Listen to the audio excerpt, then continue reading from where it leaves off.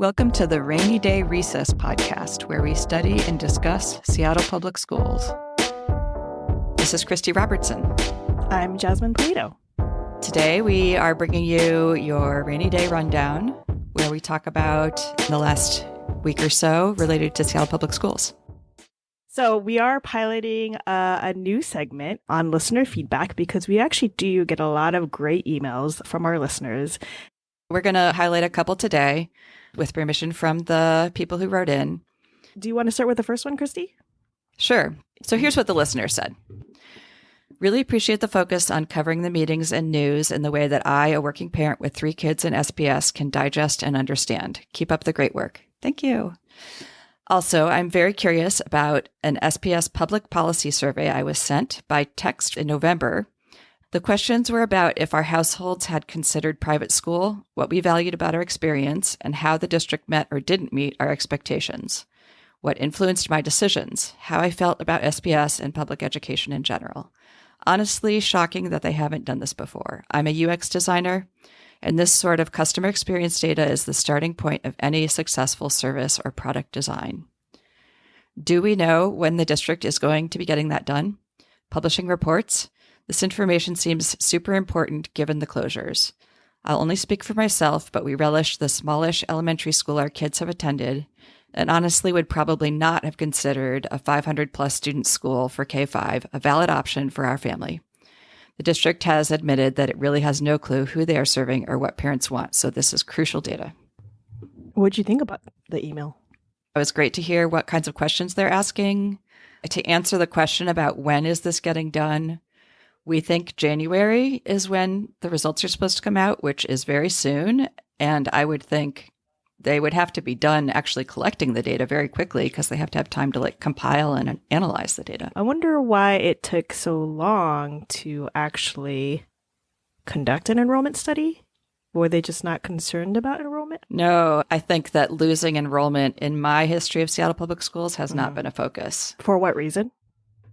I think partially because of trying to center more marginalized families and voices. There's also been a move away from the concerns of families who have the money to leave.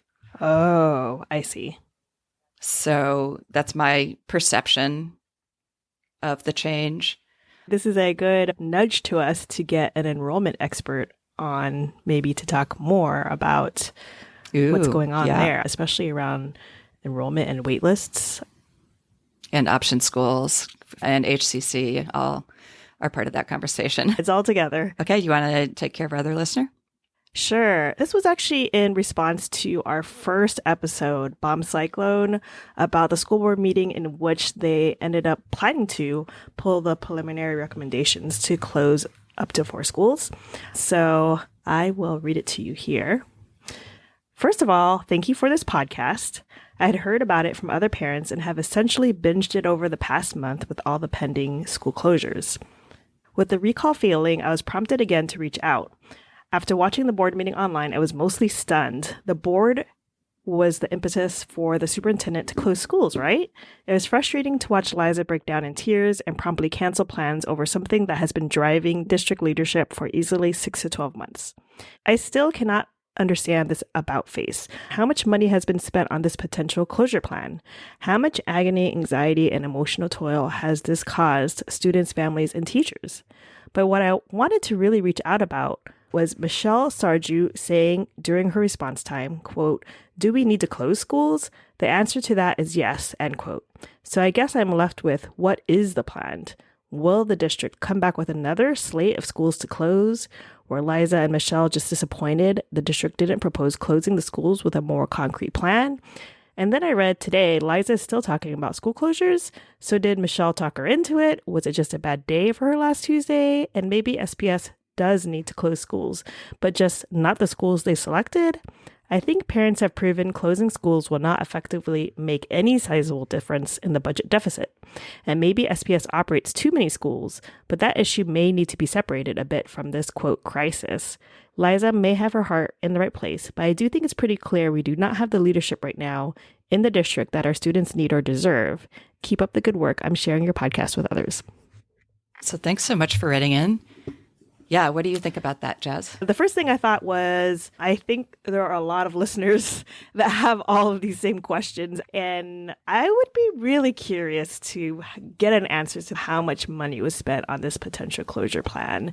And this is an interesting point where the listener has discerned between the district operating too many schools and this quote-unquote crisis. Yeah, I think in the interview with Director Mizrahi at Seattle Hall Pass, he talked about, as a union leader, if they were going to downsize an organization, he would want it to be with an idea toward what's the ideal size of this organization and how can we plan for that to be done effectively.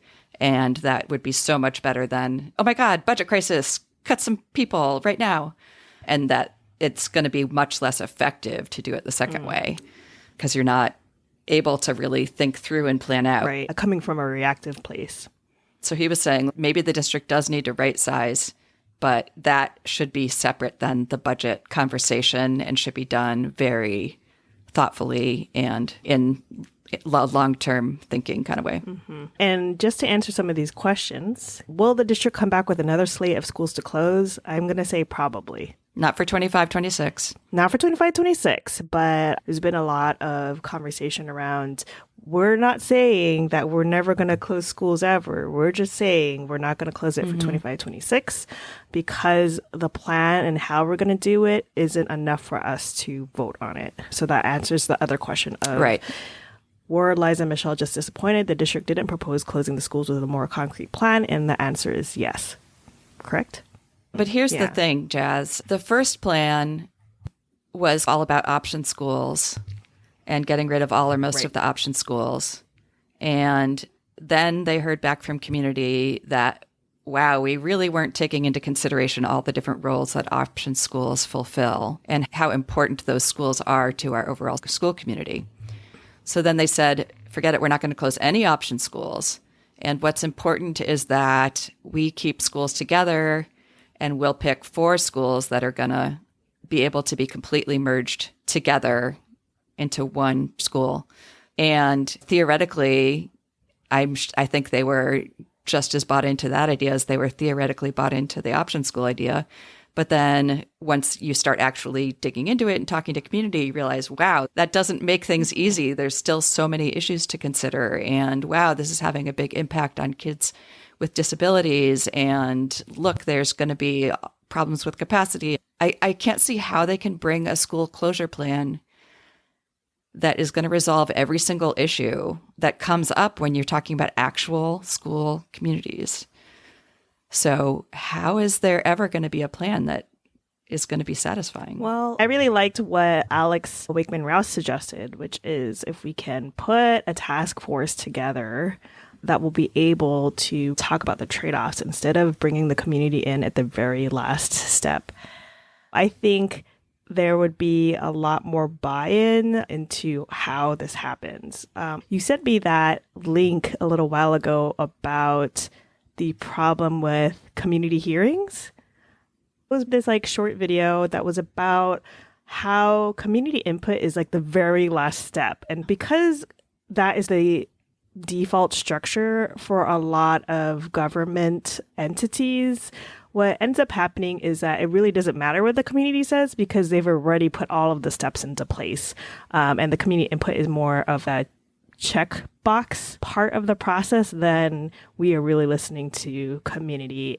And so one of the things the video had suggested is putting community input in the beginning. And one of the ways you can do that is with a task force. Yeah. And I remember another thing that article talked about is with community hearings at the end, like a just show up and testify. That does give more voice to the privileged voices. Mm-hmm. And if it gets derailed, it often is because it's someone from that legislator's district or somebody who can muscle the power to just scare them out of the plan. Putting it at the beginning also helps with that because you can thoughtfully put together a task force or a group of citizens that you want to get feedback from. Yeah, and I also was saying when you put it at the end, the people that come out are usually the people who just don't want it to happen. True. And I'm sure that has other implications as well. Like maybe legislators just are so desensitized to the fact that they know community's just going to say no over and over again. Yeah. And they're like, they are saying no, But they always say no. yeah, they always say no and we Yeah. need to do something. And so we don't want to start over. And that's kind of what we've seen happen here. So I will link that video in the show notes because it was really interesting to think about. So I think that there is some things we could do structurally that can make it a more intentional process. Shoreline has been dealing with their own deficit. They had put together a task force for the entire year to figure out what school or schools were going to close for the following year. They came down to one school, and guess what happened? Their enrollment went up, and so they didn't have to close any school. That process was happening at the same time as our up to 20 schools closing. And I was like, why are we doing it this way? Like, look, there's this district right next to us that has a similar problem and seems to be approaching it in a much more intentional way where communities brought along. We also discussed with Alex that idea of task forces. And then in the previous episode, we talked about the audit meeting, and President Rankin pointed out that this is the fewest number of task forces and such advisory groups that she's ever seen in Seattle Public Schools. We really have a hole there right now. Let's talk about the December 11th special school board meeting. This meeting had one agenda item, which was to get a draft set of goals and guardrails for the strategic plan for the next 5 years. This process began in August with the brainstorming session, and they've gone through a couple of back and forths with the district, and this was the day they needed to settle on what goals and guardrails they're going to have. The district proposed 3 goals, basically the same genre of goals that we've had, which is 3rd grade reading, 7th grade math, and a life ready goal. The board, after about 2 hours of discussion, settled on 2 goals. They picked the reading goal, but they focused it on 2nd grade instead of 3rd grade, and then a life ready goal. The early literacy goal is the percentage of students in 2nd grade that meet or exceed key grade level standards for foundational literacy skills will increase from a baseline yet to be named in June 2025 to a target yet to be named in June 2030. They haven't named the specific percentages, but they did decide that they basically are looking for a 10% increase in 5 years. Okay. What are your thoughts on that? I guess my first thought is the number 10%, is it arbitrary? Have we seen other school districts able to do this sort of increase? Is it realistic to think of a linear increase? They had a big discussion about that. If you remember, the current goal was something exorbitant, like 35% or something. Specifically targeted at African-American males, which this one is not. This is a general goal. Oh, that's good to point out. I think their idea was if we aim high, then maybe we won't get that high, but we'll get higher. But they all said, okay, lesson learned, that was too high. Here's Director Sarju expressing that sentiment. The 40 to 70%. That was, woo-wee. Lesson learned for the adults in the room. Yeah. That's good. I'm glad they reflected on that. And Michelle Sartre specifically did say, are you telling me that 10% growth over 5 years is ambitious? Did you just say 10% over 5 years is a stretch goal? And Brandon Hersey, who was a 2nd grade ELA teacher, said, yeah, it's both attainable and ambitious. So he thinks it is in the sweet spot. Having taught 2nd grade, I think that 10% over 5 years, especially if you're thinking about the target population and where they are now, is both reasonable and a stretch goal, right? So here's my concern, especially given student outcomes focused governance, where the board's attention is supposed to be basically solely on measuring the goals. 10% growth over 5 years is 2% growth a year. The variation between years is just the random variation is going to be in that range. And they're supposed to be doing quarterly monitoring of goals. So you're going to be monitoring this goal and you're going to have no idea. If it went down by 1%, that might not mean anything. So any individual data session is going to be meaningless until you get to that 5-year mark. Then you maybe can look back and say, did we go up 10% or not? Meanwhile, kids have gone through 5 years of school. Some will have been in middle school and graduated Right. by then. Yeah. And this makes me super question this model, because I agree that 10% probably is around the right target. So you're looking at, if it's 2% growth a year, it's like you're looking for 0.5% growth per quarter. You're not going to be able to tell that. And so then the board is basically being useless in those monitoring sessions. Meanwhile, they're not supposed to comment on any of the practical things that I think they and the communities that are talking to them know could make a difference, such as they had a discussion on how school counseling could really impact kids. But they're not really supposed to talk about that. They're talking about leaving the audit committee. That's where a lot of the strategies that the school district takes, they're moving themselves more and more out of weighing in on those things. So if the only thing that can weigh in is 0.5% growth per quarter, that is well within the margin of error. And they're not commenting on any technical or tactical strategies. Right. So the questions are supposed to be like, how did the strategies that you picked work? Like, even if say it went up 2% in a quarter, which I still just wouldn't be surprised about happening in a random manner, but say that it went up, and their role by student outcomes focused governance would be to say, which of the strategies that you are using caused this 2% increase? And that's the second problem, is that this framework isn't designed to answer that question. Like, they are throwing a bunch of strategies at the wall, and there's no way for them to tell which one is working or not working, or again, if it's random variation.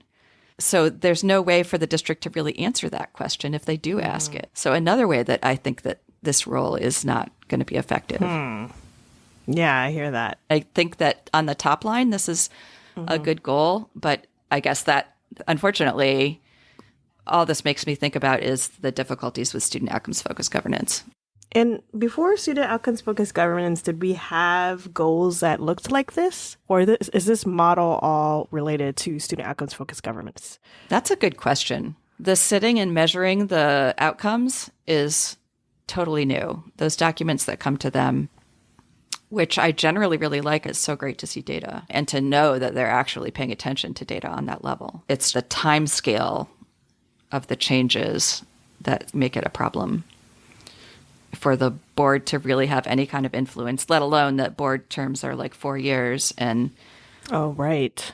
There's change outs every 2 years. And I guess the other thing I think about is the way that we're measuring outcome is by testing. And yeah, I don't know about that. I want to play an interesting clip of Brandon Hersey regarding that. At some phase, when you boil it down, there's not a big difference in teaching the test and teaching a child to read. Like, I think that there is an over-reliance in some spaces of like, oh, like you're teaching to the test or X, Y, and Z. At that age, it's teaching a kid to read, right? I think it's the way that we do it and the tools and the resources and the energy that we put into it, but the content and the context are largely the same. So he feels if you're teaching to the test, you're teaching to can kids read, and that's okay for this particular case. So there's a reading one, but then is there still a math one? No. No. Oh, there's no math one. Okay. I guess maybe you would say, so all we care about for third graders is can they read? Because you can't measure, like, are they good citizens, or do they feel emotionally comfortable? Are they excited about learning? Or Oh, gosh. Yeah. There is a question to be had about whether this structure is distracting us away from the wholeness of a student. If the board's only focus is test scores for reading in second grade, what might we be sacrificing outside of that so that we can feel good about this one metric? Or two metrics, because we have two metrics, Yeah. right? The other one is life ready.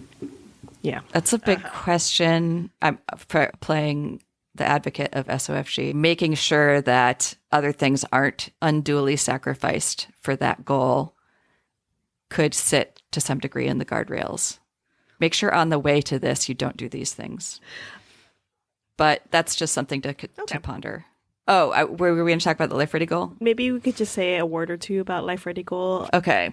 So the Life Ready goal was the percentage of students who successfully complete a state graduation pathway plus any additional requirements to take the next step they want to pursue after high school.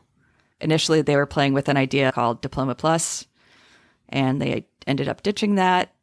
One question came out of the audit committee. Should we invent a whole new term and a whole new concept versus we know what's going to help? Like, just kids need more counseling on their future. And Director Bragg, who is a student director, had some great thoughts on this. From a student perspective, Diploma Plus once again comes into just adding on to stuff we already should be working on. And you brought up counselors before I was actually going to. A lot of students don't even know how they graduate. They don't know what the requirements are. They need to know how they get there, and they need support within their schools. I need to be able to say that I've met with my counselor more than 2 times about my readiness plan. We talk about pathway learning a lot. Most students don't know what pathway they're on. If I ask anybody at my schools, hey, do you know what the CTE pathway is? They have no idea what I'm saying. So a strong finish, to me, does not look like Diploma Plus. It looks like students knowing how they finish and getting the support within their schools. And then Sarju also raised the same point about we just need to put more effort into actual counseling students because it seems like it's not happening. I've been watching you nodding your head. I don't know, are you in high school? Okay, so we got somebody in the audience who's been nodding the whole time. I think we need to listen to the experts in the room. They're telling us that if counselors actually had the capacity to do their jobs, they could actually fulfill what is the state plan. And that's what we need to focus on. One last note I want to say about this is they've talked about that budgets are moral documents. The budget should reflect what their goals are. So this would be a great place where I would expect if they do develop a strategy of increasing counselor access to actually say, how much money are you going to put? How many more counselors? I would love to see strategies come to the board on that level. Our strategy is more counselor time, and here's how much it's going to cost, and here's what we're going to take it from because we think this actually will lead to better outcomes than the other thing that we were doing. So the other part is the guardrails. I find the wording really confusing. I know. I'm going to read the ChatGPT version. How about I read the original guardrail and then you read the ChatGPT version? Okay. But dude, somebody in the office needs to run the guardrails through some kind of simplifier because it's supposed to be understandable to like a 6th grade level. Yeah, and as a writer, I grit my teeth when I'm reading this. Because 10 people wordsmithing this in public at a limited time meeting is the worst way to get the right wording. Okay, so I'll read the first one and then you read the ChatGPT version. The superintendent will not allow inequitable access to high quality instruction and educational opportunities for any student. Okay, ChatGPT says the superintendent must not allow any student to be denied equal access to high quality education or learning opportunities. Yeah, that sounds way better. Okay, second one. The superintendent will not allow learning environments that do not promote physical and emotional safety. ChatGPT says the superintendent must not permit any school environment that compromises students' physical or emotional safety. And number 3, the superintendent will not allow the use of curricula and materials that do not reflect the diversity and anti-racist values of Seattle Public Schools. Number 3, the superintendent must not allow the use of teaching materials or curricula that fail to represent diverse cultures or uphold the district's anti-racist values. The next one is the superintendent will not make major decisions or bring major recommendations to the board without first implementing an engagement strategy, including students, parents, educators, and community members. Number 4, the superintendent must not make major policy decisions without consulting students, families, educators, and community members. And the 5th one is the superintendent will not allow the allocation of resources to be distributed inequitably. Number 5, the superintendent must not allow inequitable allocation of district resources, including funding, staff, or materials. Okay, last note, None of this is going to matter if they don't monitor the guardrails, which they stopped doing. They put them as an appendix at a board meeting. Oh, that's right. That's not enough attention. And it was brought up in testimony a couple times. Should we talk about the legislature? Yes, let's talk about the legislature. There were 2 committee meetings this week that would be of interest to our listeners, I think. And can you tell me, because I'm very new to legislature stuff, but how do you find out about these meetings, Christy? Okay, so I signed up for an alert to tell me what committee meetings are happening over the course of each month. Then I just look through the agendas of those meetings and see if there's anything that I'm interested in. Like every single education committee meeting of the House and the Senate, I'm definitely interested in. And appropriations and ways and means are the monetary committees. Almost every bill that goes through education will also go through there to talk about the money. And then how many education committees are there? There's one in each body. And what are they called? The House Education, and in the Senate, it's called Early Learning and K-12 Education. Cool. Okay. So the House Education Committee meeting covered 3 topics: science of reading, education services for justice-involved students, and professional training and development around restraint and isolation. The Science of Reading report was really interesting, and I want to play just a few quotes from the presenters. Here are Tara Haskins and Mikeka Overstreet. While approximately 35% of students may acquire reading skills with relative ease and will benefit from systematic instruction, 65% require explicit, systematic teaching to succeed. Among these, 12% of that 65 will find learning to read one of the most significant challenges they face in their schooling. As of spring 2024, all 50 states have passed literacy policies meant to improve widespread adoption of evidence-based practices in K-3. However, despite all the best intentions of new policies, frameworks, standards, and so on, changing classroom practice is still a really arduous process. Teachers and school leaders need significant support to enact change in classrooms that really lasts. She talked about 3 components that are key to making real changes in the way reading is taught. The first piece is professional development for teachers and leaders. The second piece is high-quality instructional materials, both in the classroom and teacher training, and to move away from teachers providing their own materials, which happens a lot. And the last piece was collaboration among teachers. And she said it's very typical for new programs to fail if there is not buy-in from the teachers. We know it takes a strong leader. We know that after teachers, school leaders have the most impact on student achievement. As a matter of fact, according to a 2021 Wallace Foundation report, replacing a below average principal with an above average principal, simply doing just that, led to an increase of 2.7 months of reading per student per year. The change in leadership had a greater impact than about half of all the reading interventions we typically use. And here's what was said in response to a question about states who have seen improvements.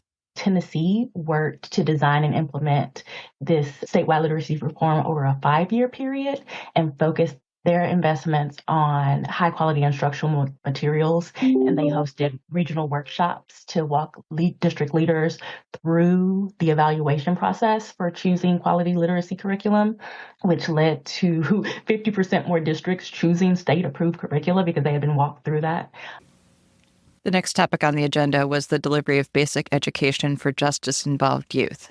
I was shocked last year to learn that until House Bill 1701 passed last year, nobody was in charge of this. It was being done piecemeal, sometimes by districts, sometimes by educational service districts, sometimes by the institutions. Nobody was monitoring this. And so this bill was to put it under the Office of the Superintendent of Public Instruction, which is where it should have been all along, like all other education. This is like a 5-year transition process to get all that ramped up.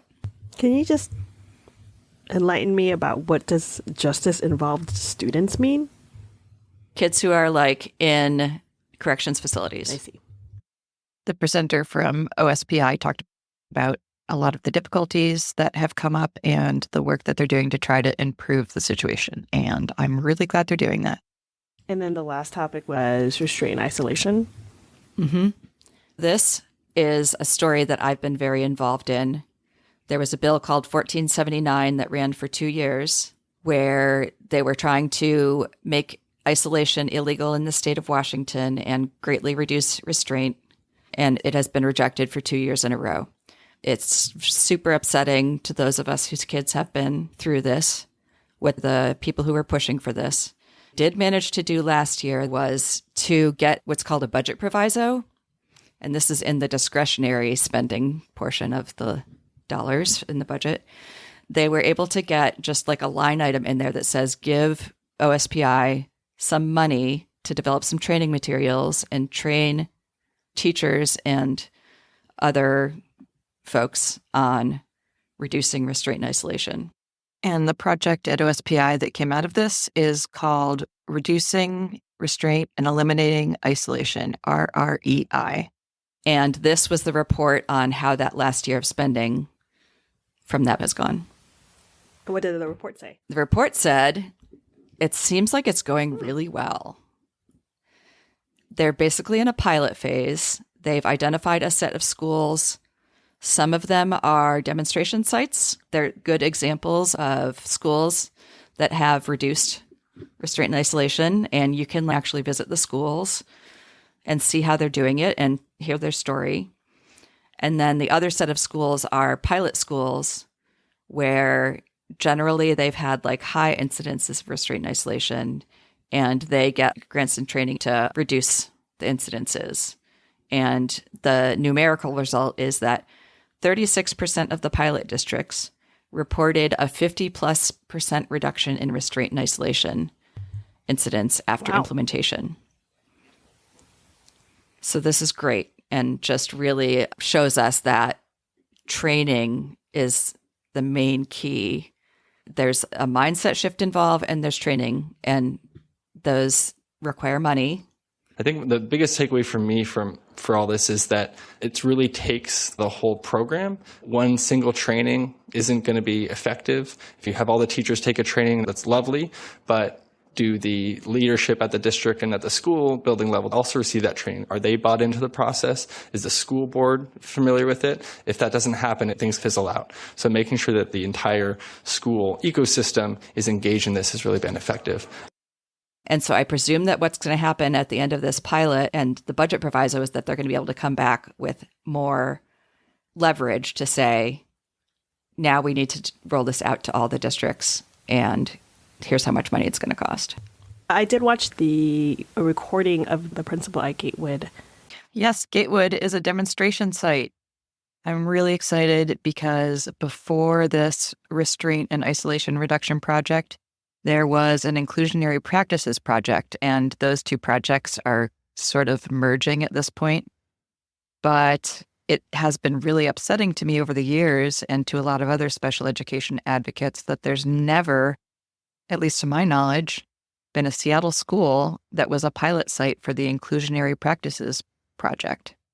That's like money that could have been coming into our district and training and resources that we have not been willing to collaborate with the state on that. I'm so excited that there is a Seattle Public Schools that is involved in this project. We could play a quote from here, right?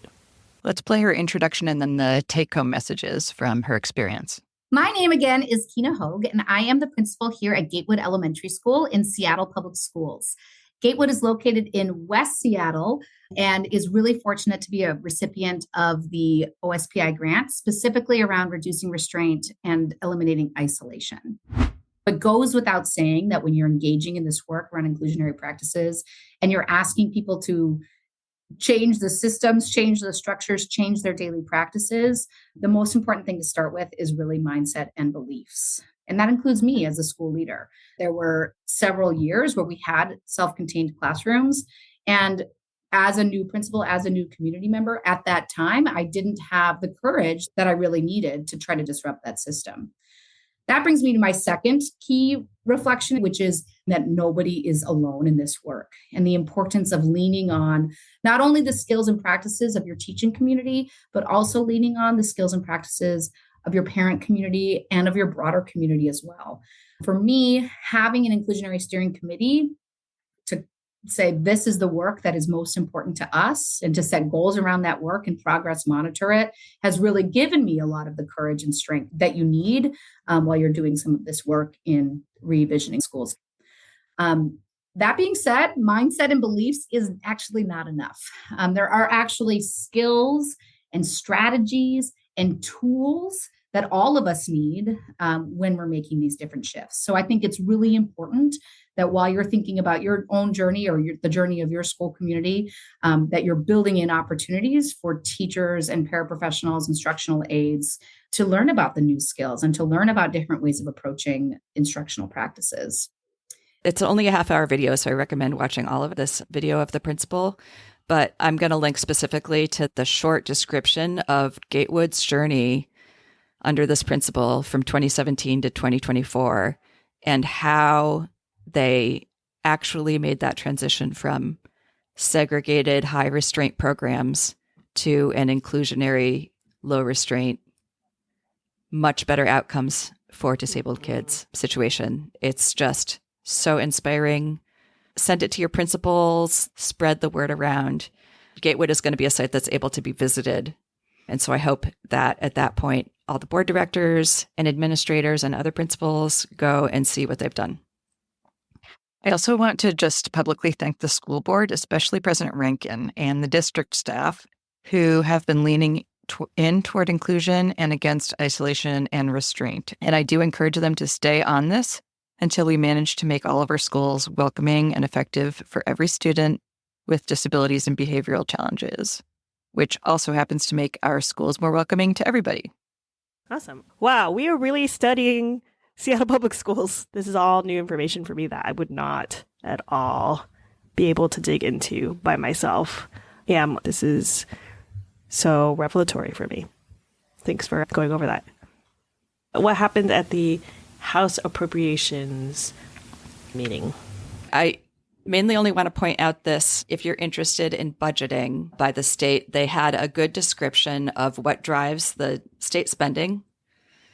And so I will link to that part of the video in the show notes. So what drives spending would be some things that are completely mandatory, like constitutional requirements or federal requirements, and some things are mandatory by law, but the law can be changed. And then some things are totally discretionary. And I just found the way they presented it to be clarifying. Just a couple things I'd like to point out. One is that K-12 education, as the largest single driver of operating budget, was in the $31.2 billion range. And then the second to that was DSHS, which was $8.8 billion. So a pretty big difference between even the first and second. Right, which is currently 43%. Yeah. And I'll just remind folks that education spending used to be 50%. And so that's a talking point, definitely, for going to legislators. And then at the end of it, there's going to be 5 reasons why this upcoming budget session was going to be more challenging budget development environment than previous sessions. And one was revenue growth was slowing and revenue forecast declined. 2 was that the caseload increased in some program areas. 3, the policies that were written are now being implemented. And then inflation. And really interesting, inflation exceeds the national average at approximately 3%, as according to the Seattle Consumer Price Index. And then 5, federal funding relief ends. This is a little scary, especially as K-12 education is the highest driver of operations spending. And we're basically going to try to advocate for more. We're trying to advocate to raise it by like $4 billion. If you're someone who's sitting in the state legislature, I can see why you would really need a lot of community to advocate in order for there to be a closing in that very large gap. So let's do the community stuff. Okay. Let's first talk about Albert Wong came out with an op-ed last week, about 2 days after the recall hearing ruling, in which they dismissed the recall petition for President Liza Rankin. And then this article came out that essentially was asking for the resignation of school board directors that have been on the board for a year or more. What do you want to add to that, Christy? Basically saying like this whole school closing debacle was so problematic that anybody who was involved in the formation of that process, he thinks should step down. Right? Is that kind of the main gist of it?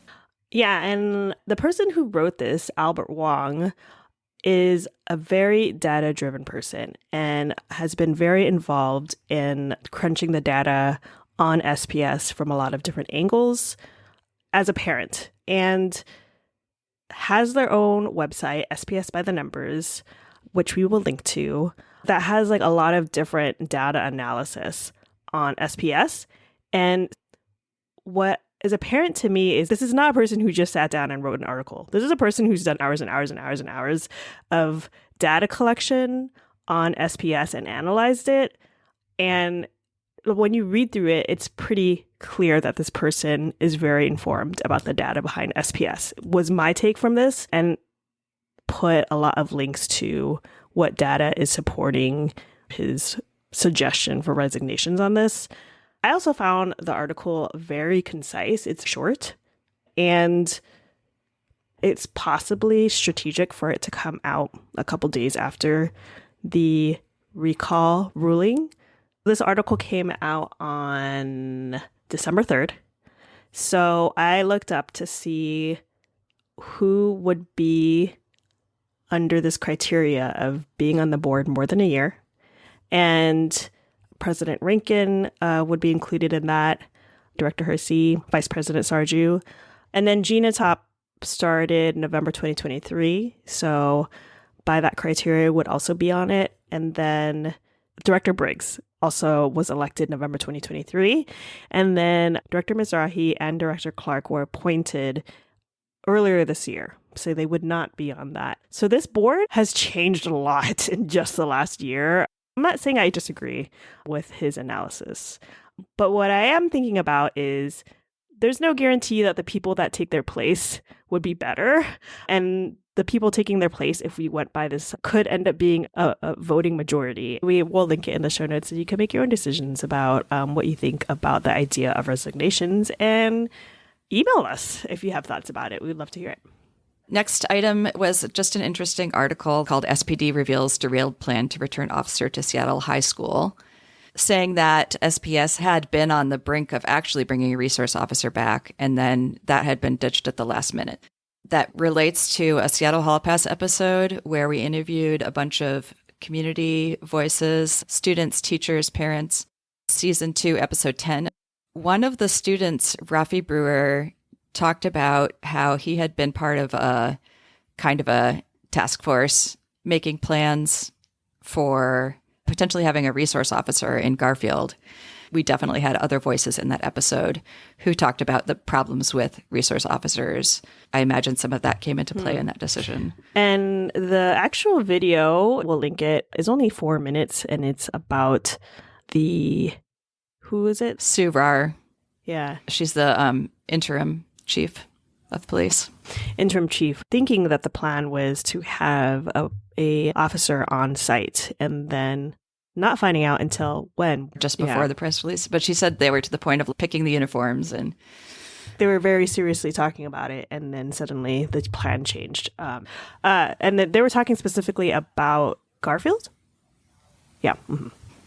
Last thing, the $1 billion bake sale, which we've mentioned in a couple of episodes, is an effort that started earlier this year and is ramping up. It is a statewide effort to raise awareness of the budget problems that districts all around the state have. I just wanted to put a call out to our listeners who are in Washington but outside of Seattle that they are looking for more districts from outside of the Seattle area. The more that we can get from all around the state, the better. They have tons of resources on their website. It's billiondollarbakesalewah.com. And there's active folks there who are happy to help with planning and resources and anything else that you might need. A lot of people are just having a table at one of their school's existing events to just pass out flyers and postcards that people can fill out to send to their legislatures. It could be really easy. I highly recommend doing that. Hey, thanks for listening to our Rainy Day Rundown. You can find our show notes at our website, rainydayrecess.org, or you can also subscribe so you don't miss future episodes. If you like our work, please consider donating to us at our website. The price of a cup of coffee once a month is so helpful to us, and thank you for our current donors. Yes. Special thanks to Lester Mayo and Manzana Movement for our music. I'm Jasmine Polito. I'm Christy Robertson. Stay curious, stay cozy, and join us next time for Rainy Day Recess.